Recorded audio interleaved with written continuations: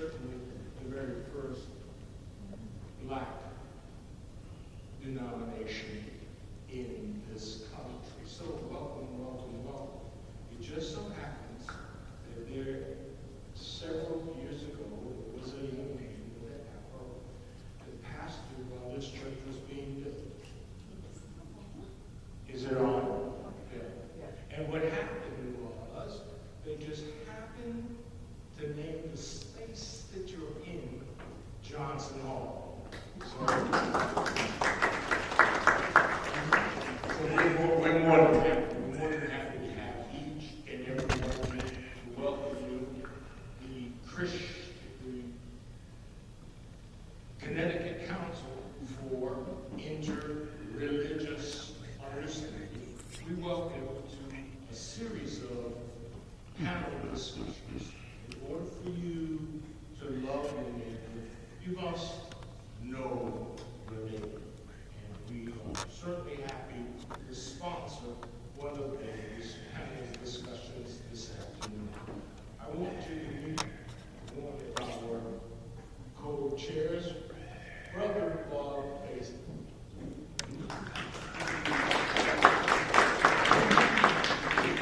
We're more than happy for the guest and all of his leadership. Okay. Today, I'm turning you into the able and capable hands of our other co-chairperson, Sister Barbara Leonard.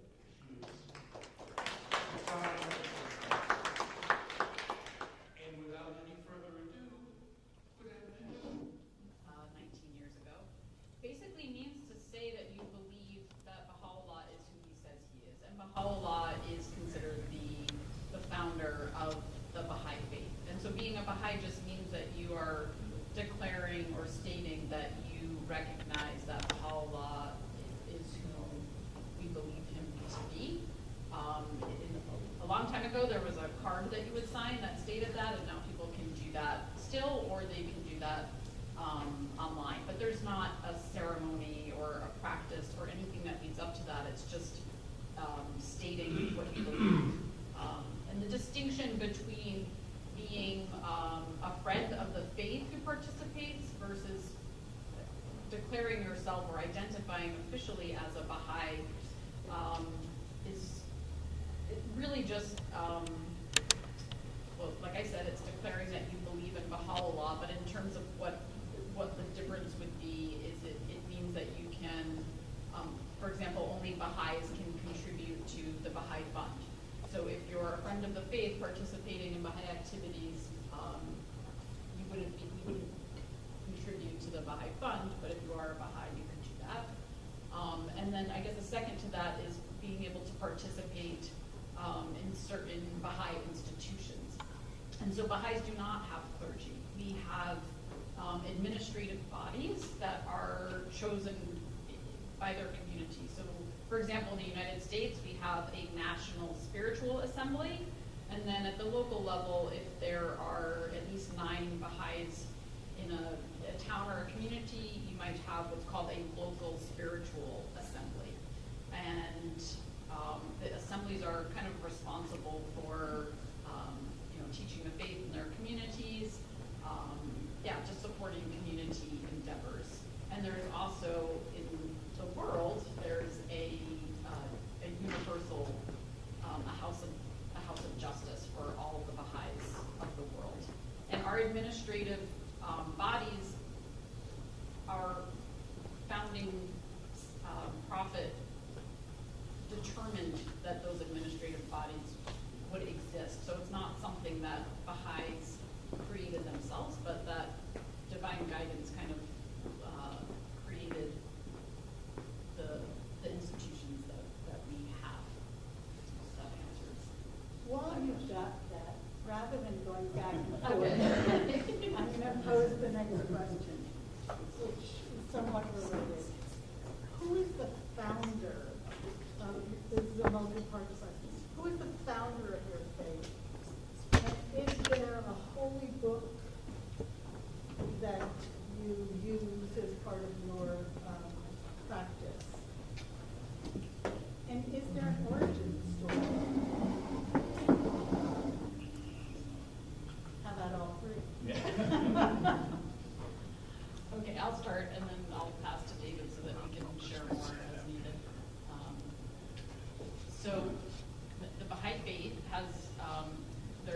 Baha'u'llah, as I mentioned, who is considered the founder of the Baha'i faith, but we actually have something unique in the Baha'i faith that we call twin manifestations. In the Baha'i faith, we use the word manifestation to talk about messengers of God, and as David had talked about, us being, one religion. We believe in all the manifestations of God.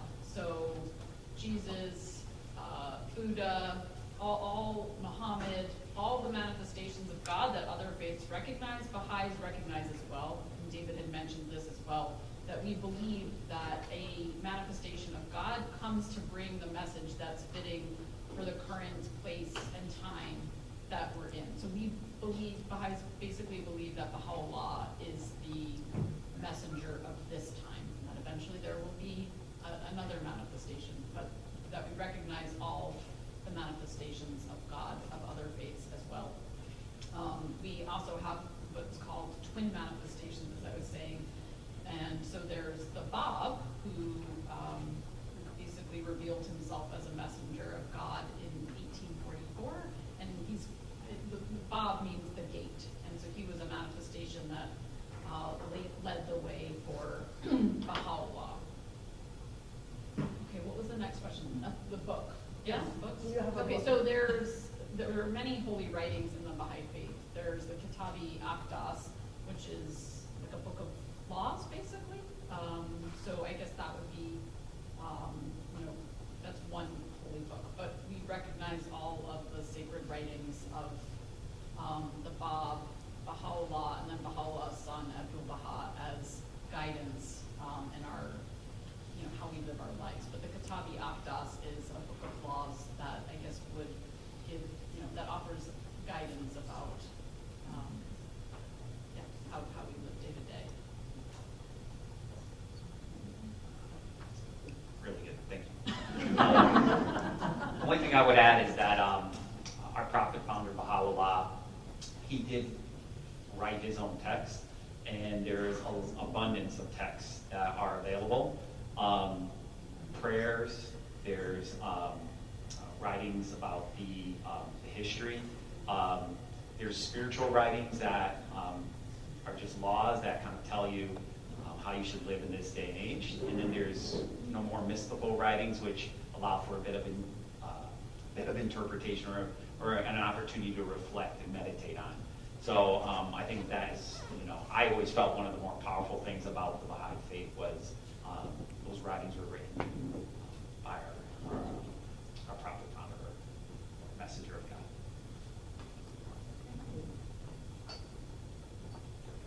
This is a hard one. Okay, so we are called the Unitarian Universalists. So that is actually a fusion of two denominations that came together in the early 1960s. So that's a recent fusion of two.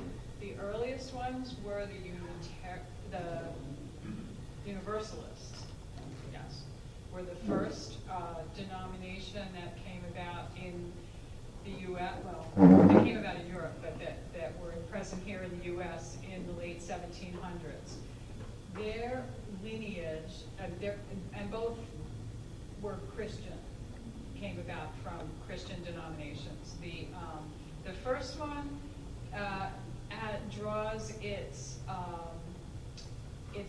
history, its lineage from, I'm going to give you several kinds of backgrounds they had. First of all, they believed in one God, like Judaism and Islam, basically, okay? And they drew from the Freemasons in Europe, medieval Europe. One of their influence was that they emphasized religious tolerance and brotherly love. The Quakers that emphasized, here in Pennsylvania, came here very early, one of the first religious influences in the United States.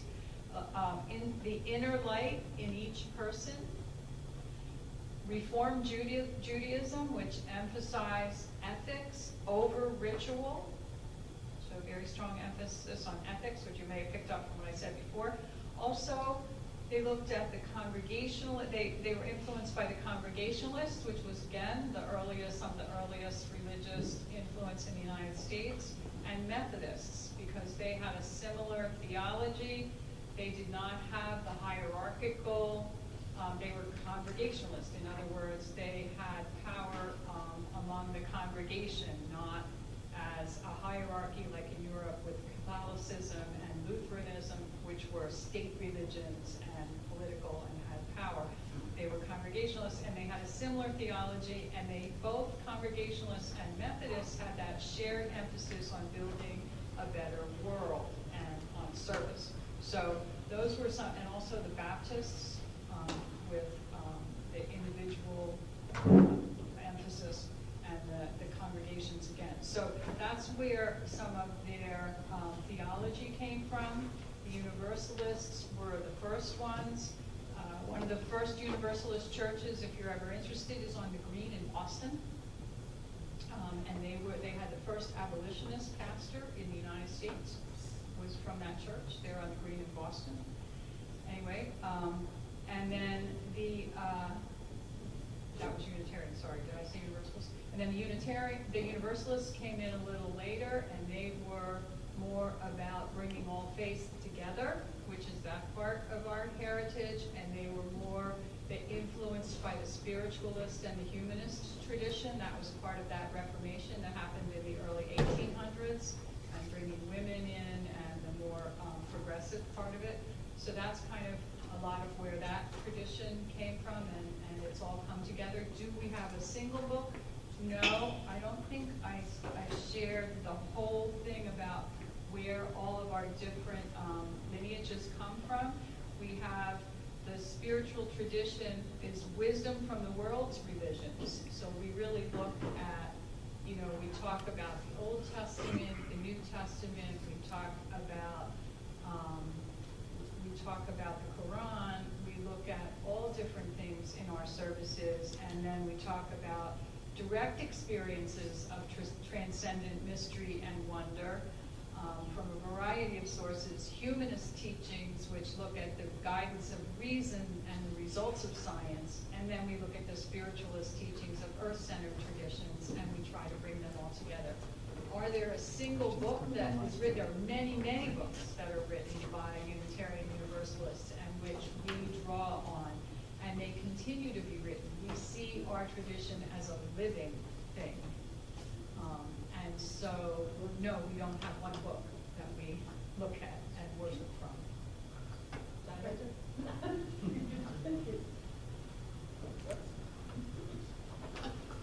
In Jainism, we have a book called Agam, A-A-G-A-M. This Agam book has about 45 volumes or even more. Each volume has hundreds of thousands, or I would say, millions of slokas, I would say, in it. Basically, all teaching us how to live our life as simple as possible. The intent of this book is to tell us how to stop the circles of birth and death and basically achieve nirvana or moksha. Our last god, Lord Mahavir, was born about 2,500 years back, and he re-established our religion. Our faith was there, I would say it's in the beginning of the time, but they say many, many, many years back.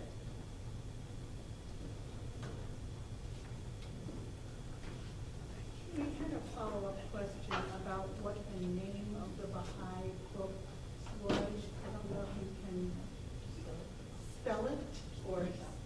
Yes, I can. It's called the Kitabi Akdas, and I'm going to write it down so that I can make sure I'm spelling it right.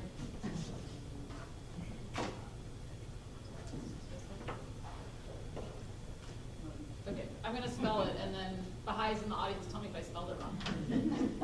K-I-T-A-B-I-A-Q-U-D-A-S. No U. I think it's Q-U-D-S. Sorry, no U. Kitabi Akdas. K-I-T-A-B-I-A-Q-D-A-S. I feel like I'm in a spelling bee. Kitabi Akdas. Bing. Thank you. So,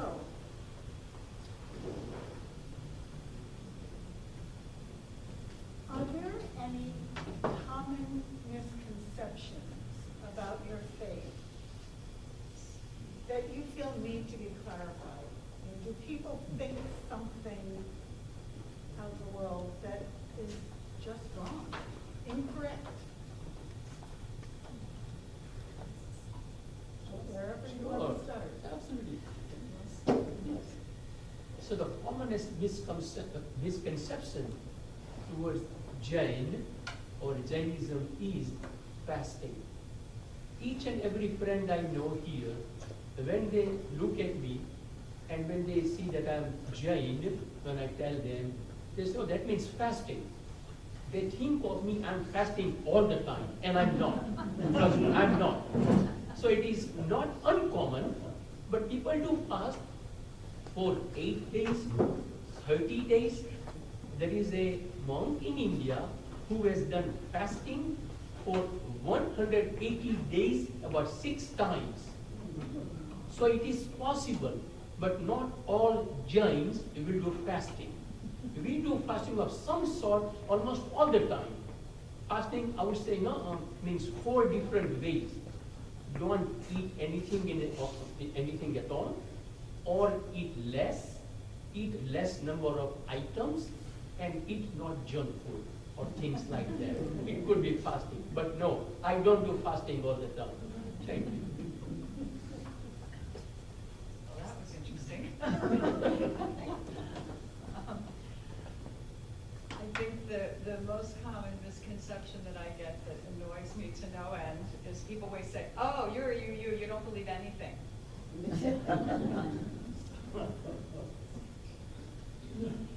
To which my response is, excuse me? We believe everything.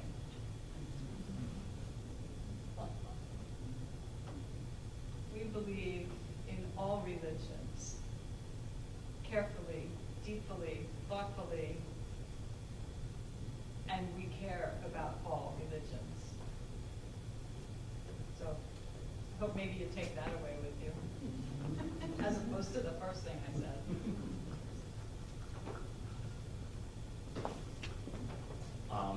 So the Baha'i faith being sort of a newer world religion, I don't think there's a lot of misconceptions, but if you get a chance, Google Baha'i House of Worship in Haifa, Israel. You'll see the most beautiful and the most amazing buildings. And I think a lot of people, when I talk to them about the Baha'i faith, the fundamental principles are something you can really connect with. The equality of men and women, one race, the human race, unity, love, that people oftentimes forget. They're like, man, these are such great values to live your life by. But you have to remind them that this is a religion that has sort of, it goes beyond just those. There is a belief, there are prayers, there are obligations. So it's a reminder too that the values and the principles are a way to guide your life, and we welcome everyone to live their life with those principles. But when you become a Baha'i, there's a little bit more to that as well. Hold that thought, because this question follows. What in your faith is our purpose in life? Do we have a purpose in life? And an obligation. It's funny, so when we were asked to be a part of this panel, I was sitting with my wife and I was like, we really should prepare. We should outline like the dates and have all the things down, because what if they ask some of these questions and me and my wife were like, nah, it'll just be kind of casual. And this is great. This is beautiful. This is amazing. And I'm thinking like my mother, who grew up, who is the reason I'm a Baha'i, marched on Washington, spent her whole life fighting for racial justice, spent my whole life teaching me about race unity. So when you grow up in a faith, it just becomes sort of who you are. You know, like we're talking a lot about racism now, and gosh, I've been talking about racism since I could talk, you know, because that is just something that was sort of the foundation of what I grew up and what I believed in. So I would say our fundamental principle is, of course, like my mother said, to just know and love God, to be, just a vessel for what He really wants for our world and society, which is for humanity to work together, to love one another, to walk hand in hand. And I think that we're always going to live in a world where there's going to be challenges. And I think it is that fundamental spiritual foundation which you lean on, which comes from God, is how we're going to kind of get through this world. And then I'll just add to that, when I think about purpose, sometimes I also just think about, what's our purpose in this world, the earthly world. And so in the Baha'i writings, we have this analogy that kind of like an infant grows in utero, right? And a baby is growing inside of its mother. It's unaware of the world beyond the womb. But the infant is growing and developing all of the things that it needs to survive when it enters into the world. And so the Baha'i perspective is that in this world, we are preparing ourselves for the spiritual world. And so our purpose is to know and love God, and our other purpose in this realm is to develop our God-given spiritual qualities. So those would be things like our virtues: kindness, truthfulness, honesty, compassion, all of those things. And then to serve our fellow humanity, which is also the way that we serve God. So our purpose is to do that here in this world, and then that helps us develop our spiritual qualities that we will continue to develop and use in the spiritual world.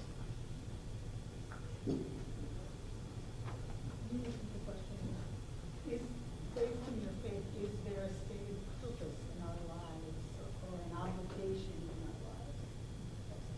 That was it.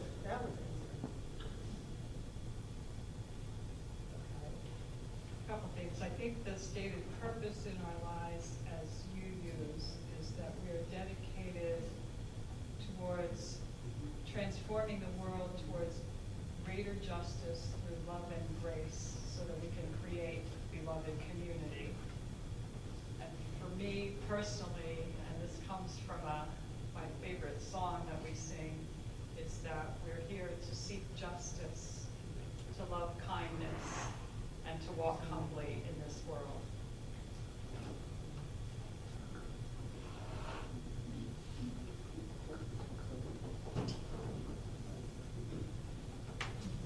I did not wrote that question, but I have answer right over here. My ultimate aim is to liberate my soul, attain nirvana or moksha, break the cycle of birth and death through the right faith, knowledge, and conduct. This is a very specific question, which may or may not come up in your religion, but how does each religion view military service or service in the community that they live in? Are there requirements for service? Military service has community. Well, military service or community service, is it stated in this? There is no such requirement to do military service. In fact, as I stated earlier, the first principle of Jainism is non-violence.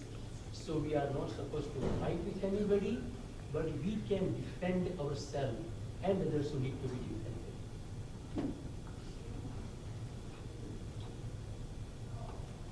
Again, we respect an individual's right to their own spiritual journey and their own decision-making process. So whether or not someone chose to do military service would be considered a part of their own personal choice. I am going to say about the service thing that I would was raised a Methodist, and since this church has Methodist in its name, and I assume some of you might be familiar with this, but I think my sense of being at home in Unitarian Universalism comes from the fact that I was raised by a father who lived by John Wesley's teaching, which some of you may be familiar with, and I think also is summed up in Unitarian Universalism, and that is his famous quote, "Do all the good you can, by all the means you can, in all the ways you can, in all the places you can, at all the times you can, to all the people you can, do all that as long as ever you can." And I think that sums up Unitarian Universalism as well as Methodism. Certainly my approach. As for military service, that would be up to an individual Baha'i to decide, although if a Baha'i serves in the military, my understanding is that by law they should be asking to serve in a non-combative role, so they should be serving in some other capacity within the military. And in service in general, that service is essential. There's a quote in the Baha'i writings, "Service to humanity is service to God." And also there are writings that tell us that work done in the spirit of service is service to God. And so that we can be trying to be of service similar to what Vivian shared at all times and in all ways that we can.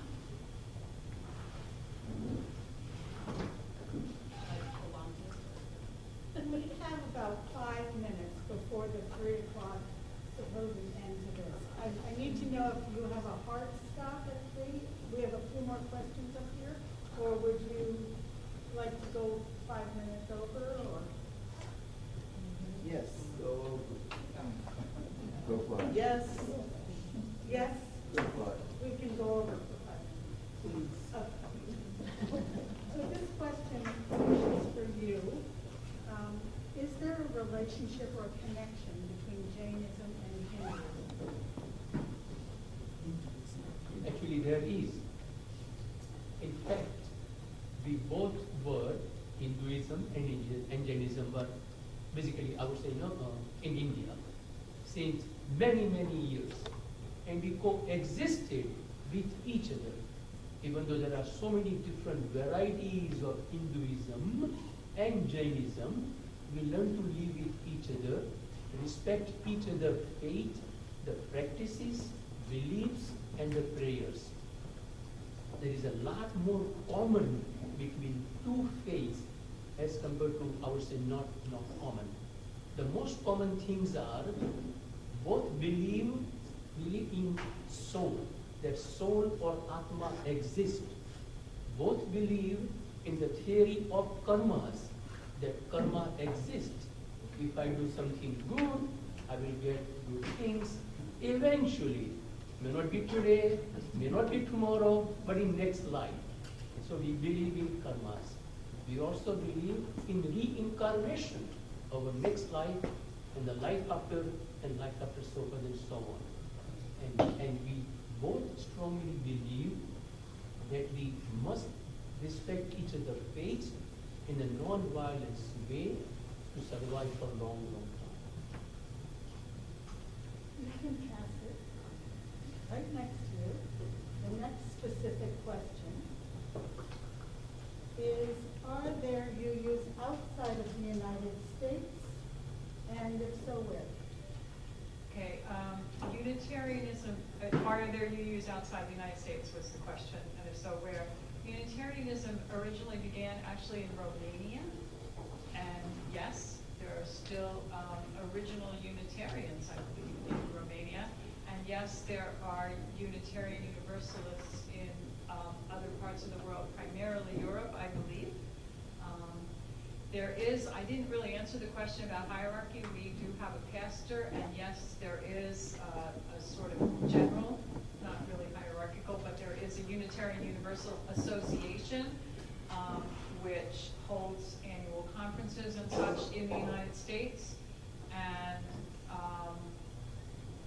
I don't know if it's actually international or not, but there are other congregations in Europe. I can tell you that. I can also tell you that the Nazis did do away with a number of the Unitarian Universalists by sending them to the concentration camps because they deemed, and this was a quote from the Nazi tribunals, that anyone who promoted the idea that the inherent worth and dignity of every person was too dangerous to live. It's an increasingly interesting thing to think about these days. There's another question for you. Okay. And how does Universal Unitarianism differ from the Unity Church? And I don't know if you know that. I have only heard once before of the Unity Church, so I can't really answer that question because I don't really know anything about the Unity Church. I'd be interested in learning more about it if somebody here wants to tell me about it afterwards, but I don't really know much about it. Sorry. Thank you.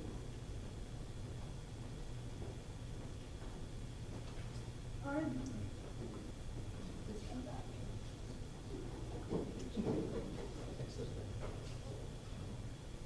There are so many things going on in the U.S. today related to focusing on differences and us and them, and the violence, whether it be Islamophobia or anti-Semitism or Christian or black against white. There's just a lot of feuding and separation. Is there something that you believe, that your faith can offer to help this? And what would that be? Anybody want to start?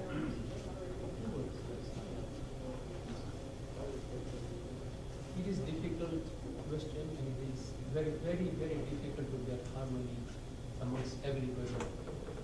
But absolutely, yes, I would say education. To teach each other about each other's faith, have a patience, have respect, and before you raise your hands for anything, I would say think, respect others. Non-violence is so important. Observe. Thank you.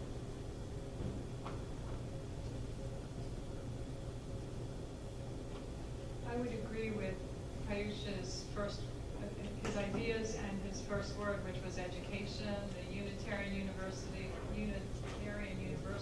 Society nationally has been teaching about white supremacy and about inclusionary practices on a very deep and meaningful level with years-long education programs.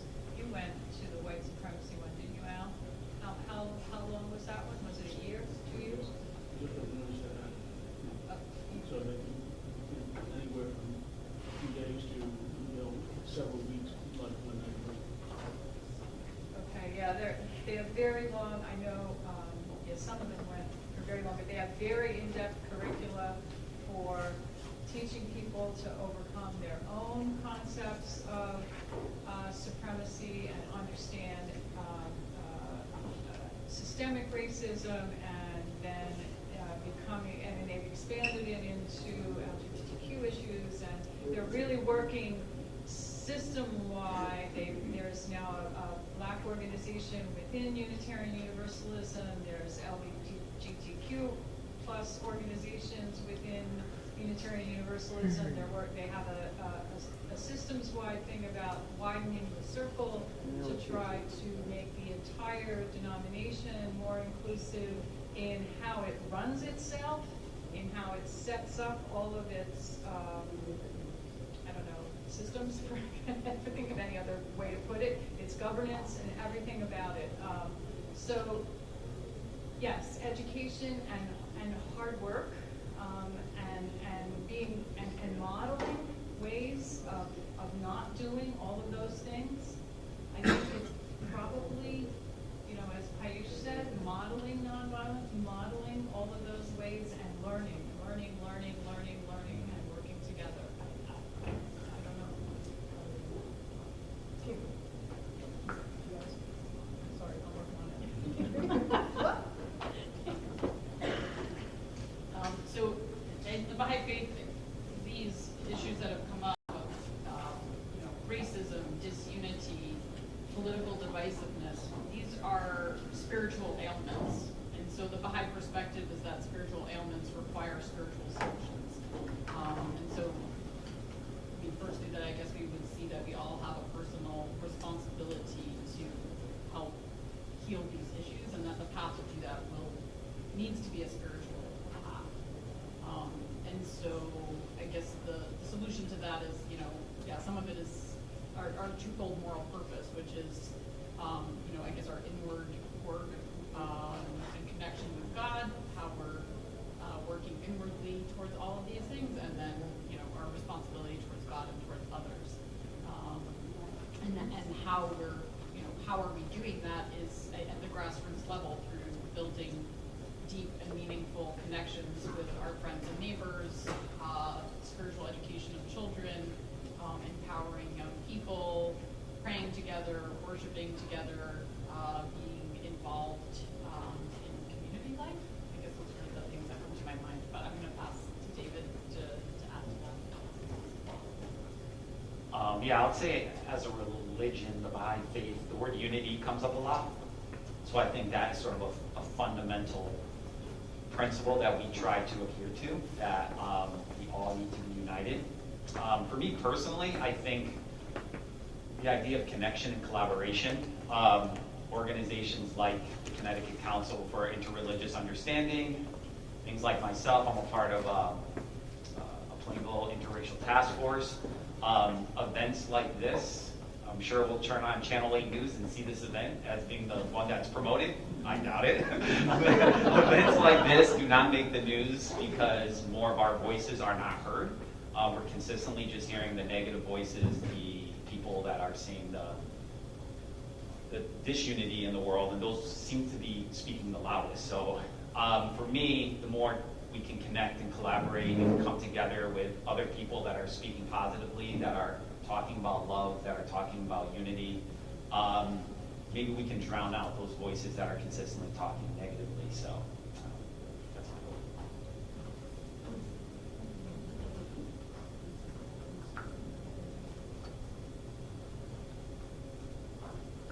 I do want to be respectful of your time.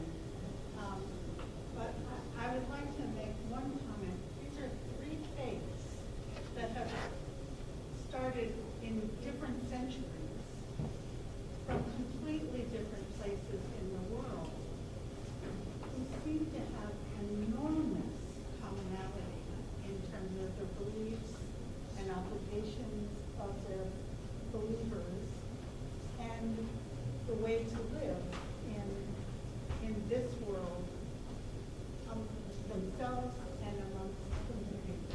It's quite surprising to hear just how much there is that is the same.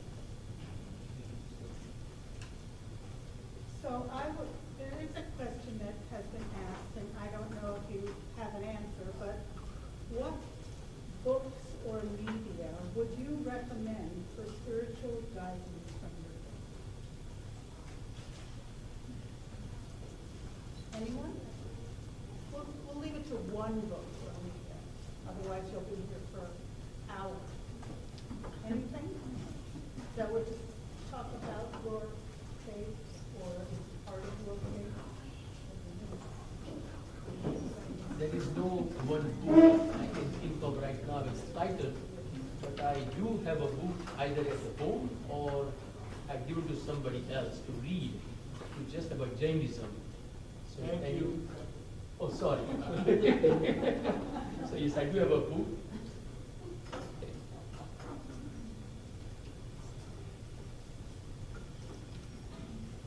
We can pass it on through Reverend John. Any help here from my fellow UUs? All I can think is Mary Oliver, but that's not. How about you, Al? Whatever you need to read to develop yourself in that spiritual way. There you go. Al says whatever you need to read to develop yourself in your own spiritual way, to help you along your own spiritual journey. That's interesting. Our favorite poet, which we were rest of us were sort of half joking about is Mary Oliver. She is fabulous. She writes amazing poems about the earth and the world and how you feel. For those of you who were asking about being a good steward of Mother Earth, you might want to read Mary Oliver poems. She has some excellent collections.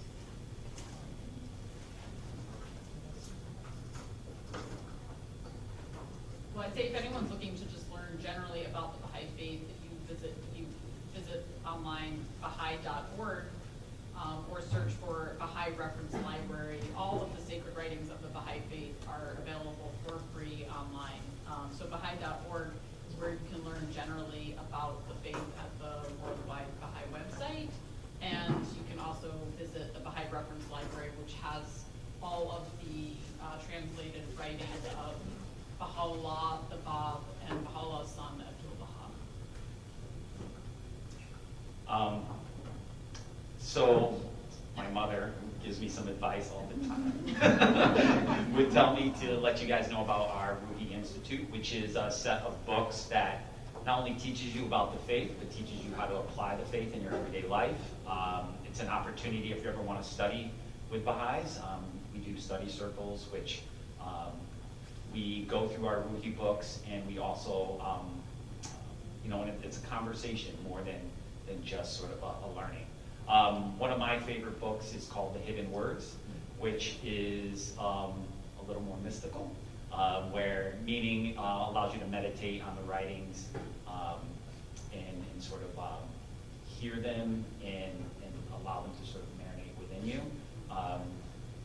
Because there's different, I wouldn't say ways you can interpret them, but different ways that you can envision the guidance.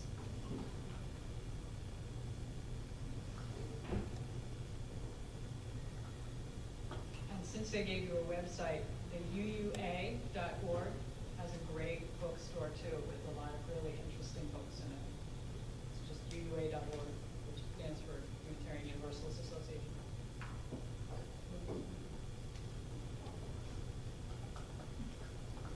I would like to thank all of you for being here. I would love to thank our panelists for your learned answers to these questions.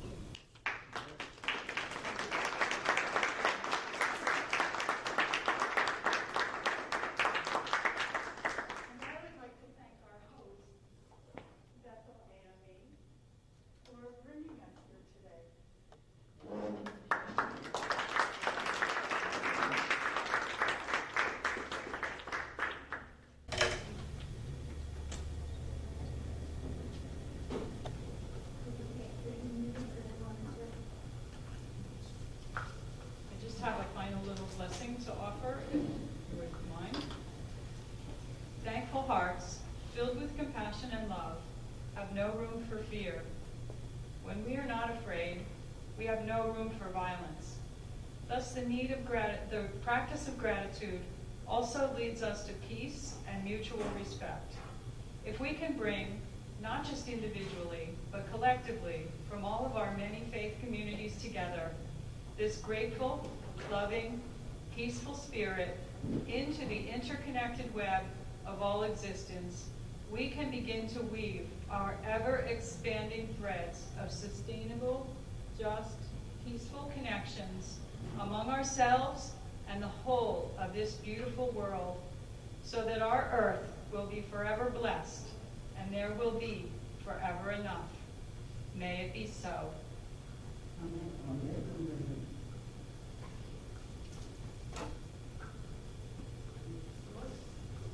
Thank you.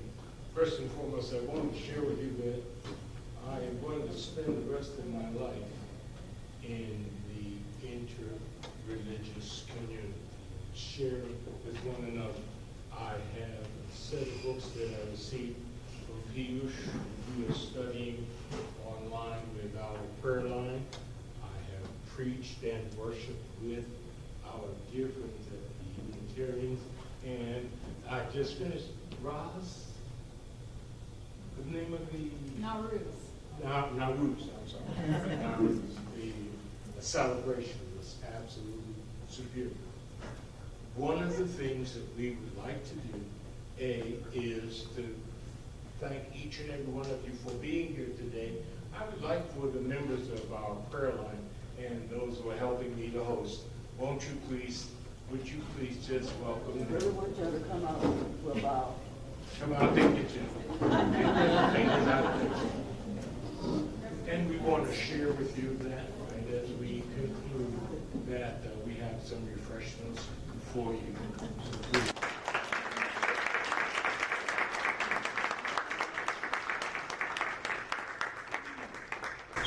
I would like to also thank our two very able and capable technicians. We are on Zoom all across the country, and we have recorded this so that we can empower future generations with the knowledge that you dispense. Problem I love you.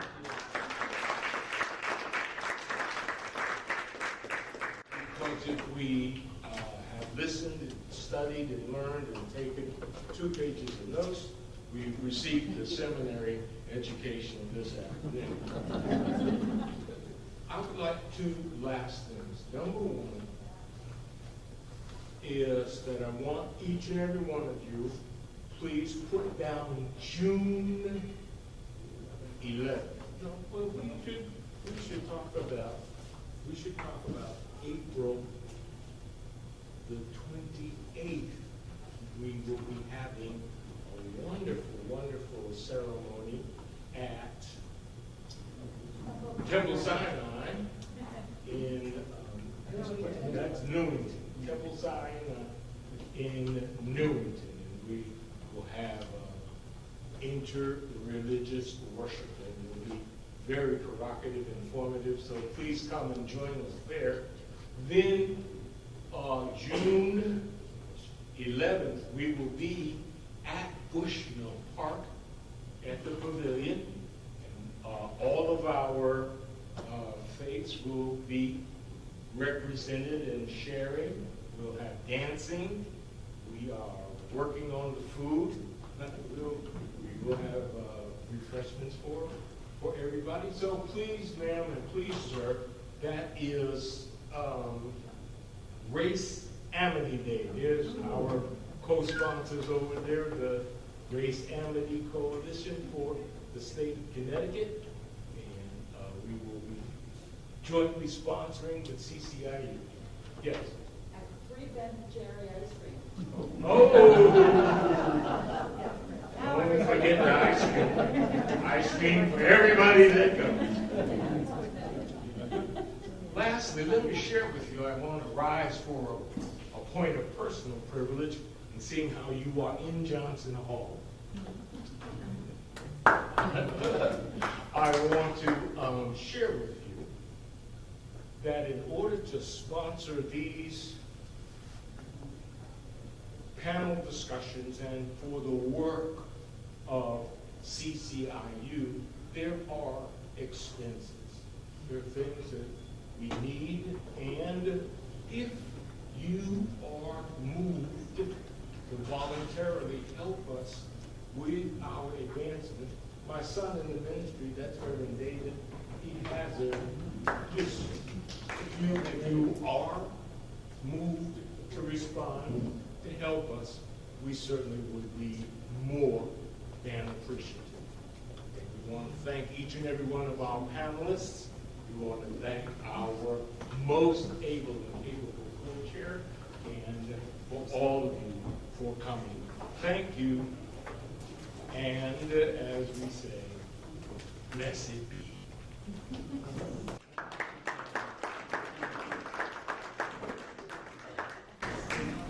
So please go right on ahead and no, we will wait. We'll wait. David, what we'll do is let people on their way out. So please.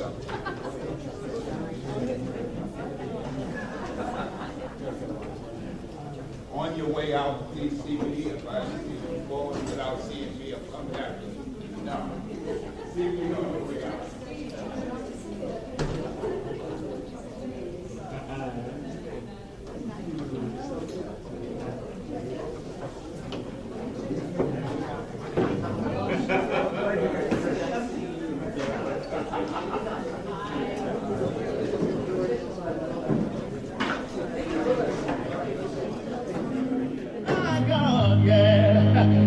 like that. He's my God, way maker, miracle worker, promise keeper. You're the light in, say my God, that is who you are. You are here, touching every heart. I worship you, oh God, I worship you, and you